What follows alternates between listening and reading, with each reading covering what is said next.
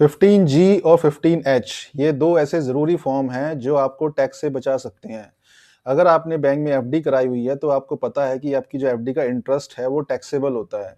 अगर आप चाहते हैं कि हमारी एफडी के जो इंटरेस्ट है उसके ऊपर टैक्स ना लगे, टीडीएस ना कटे, तो फिर आपको क्या करना चाहिए?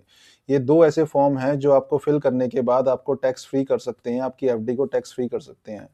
अगर आपकी इनकम टैक्सेबल नहीं है, तो फिर आप 15G और 15H फॉर्म भर सकते हैं। 15G किन के लिए है, 15H किसके लिए है? 15G वही भर सकते हैं जिनकी एज 60 ईयर से कम है। मान लीजिए आपकी एज 60 ईयर से कम है और आपने बैंक में एफडी कराई हुई है जिसके ऊपर इंटरेस्ट ज़्यादा लग रहा है। ज़्यादा कितना? लिमिट है। अगर आपका इंटरेस्ट 1 साल के अंदर 50,000 से ऊपर जा रहा है, तो आपको ये फॉर्म भरना है। और अगर आपका इंटरेस्ट 50,000 से नीचे है, तो फिर आपको फॉर्म भरने की ज़रूरत नहीं है, क्योंकि 50,000 से नीचे अगर इंटरेस्ट आपको एफडी पर मिलेगा, तो उस पे कोई टैक्स नहीं कटता, वो टैक्सेबल नहीं है। टैक्सेबल तभी है जब आपका साल के अंदर एफडी का जो इंटरेस्ट है वो 50,000 से ऊपर बनता है और अगर आपकी एज 60 ईयर से कम है। अगर आपकी एज 60 ईयर से ज़्यादा है, आप सीनियर सिटीज़न हैं, तो फिर इस केस में जो लिमिट है टैक्सेबल की वो ज़्यादा है, वो 1 लाख है। अगर आपका जो एफडी के ऊपर इंटरेस्ट 1 लाख से ऊपर बनता है, तभी आपको टैक्स लगेगा, अदरवाइज़ आपको टैक्स कोई नहीं लगेगा। तो अगर आपकी एफडी ज़्यादा अमाउंट की है और आपका जो इंटरेस्ट है वो 1 लाख से ऊपर है और आप सीनियर सिटीज़न हैं, तब आपको 15H फॉर्म भरना है। लेकिन अगर आपकी एज 60 ईयर से कम है और आपका जो इंटरेस्ट है वो 50,000 से ऊपर बनता है एफडी के ऊपर, तब आपको 15G फॉर्म भरना है। 15G या 15H ये क्या फॉर्म है? ये एक डिक्लेरेशन है जो आप डिक्लेरेशन बैंक में देते हैं कि जो हमारी इनकम है वो टैक्सेबल नहीं है।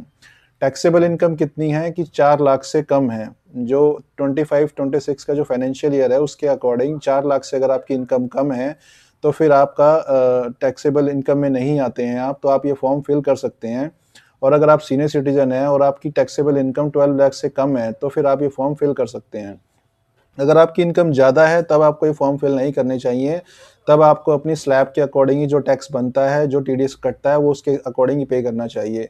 लेकिन अगर आपकी जो एनुअल इनकम टैक्सेबल नहीं है, टैक्सेबल इनकम से कम है, तो फिर आपको ये फॉर्म ज़रूर फिल करने चाहिए, क्योंकि अगर आपका टीडीएस कट जाएगा, तो फिर आपको रिफंड लेने के लिए आईटीआर फिल करनी होगी, तभी आपको रिफंड मिल पाएगा। वो जो टैक्स कटेगा वो तभी आपको मिल पाएगा।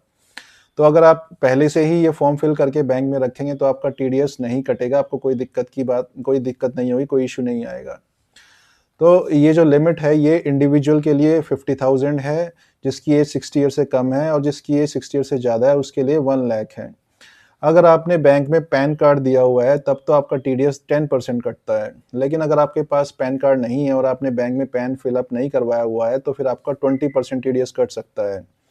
और एक आजकल ये दिक्कत भी आ रही है कि अगर आपका पैन और आधार दोनों अगर लिंक नहीं है, तो उस केस में जो बैंक के अंदर पैन आपने फिल किया हुआ है वो इनऑपरेटिव हो जाता है, इनएक्टिव हो जाता है, और जिसकी वजह से आपका टीडीएस 10% ना कट के 20% भी कट सकता है।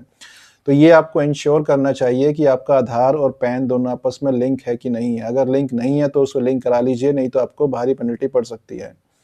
और दूसरी चीज़ ये है कि जो फॉर्म 15G और फॉर्म 15H ये 2 ऐसे फॉर्म हैं जो आपको 1 साल के लिए वैलिड हैं। अगर आपने अप्रैल के अंदर फॉर्म फिल किया है तो आपका कंप्लीटली पूरा फाइनेंशियल ईयर है वो आपका टैक्स फ्री हो जाएगा। लेकिन अगर आप मिड में फिल करते हैं तो आपका जो पहले क्वार्टर्स के होंगे वो आपका टैक्स कट सकता है। तो आपने 15G या 15H फॉर्म तब भी फिल करना है तो आपने हमेशा अप्रैल में ही फिल करना है। ये अप्रैल से मार्च तक ही वैलिड है। तो आपको चेक कर लेना है कि हमारे बैंक में आपने फिल किया हुआ है कि नहीं किया हुआ है। और एक चीज़ इसमें ये है कि आपने एक बैंक के अंदर एक ही फॉर्म फिल करना है। अगर आपके दूसरे बैंक में एफडीज़ है तो वहाँ पे आपने सेपरेट फॉर्म फिल करना है। ये जो फॉर्म होता है ये एक बैंक के लिए एक ही है। अगर उसकी अलग-अलग ब्रांचेस में आपने एफडीज़ कराई हुई हैं तो सभी के लिए वो कंसोलिडेट हो जाएगा, सभी के लिए एक ही फॉर्म कंसिडर किया जाएगा। लेकिन अगर आपके दूसरे बैंक में एफडी है तो फिर आपको दूसरे बैंक में जाकर भी ये फॉर्म फिल ज़रूर करना चाहिए, तभी आपका टैक्स नहीं कटेगा एफडी के ऊपर।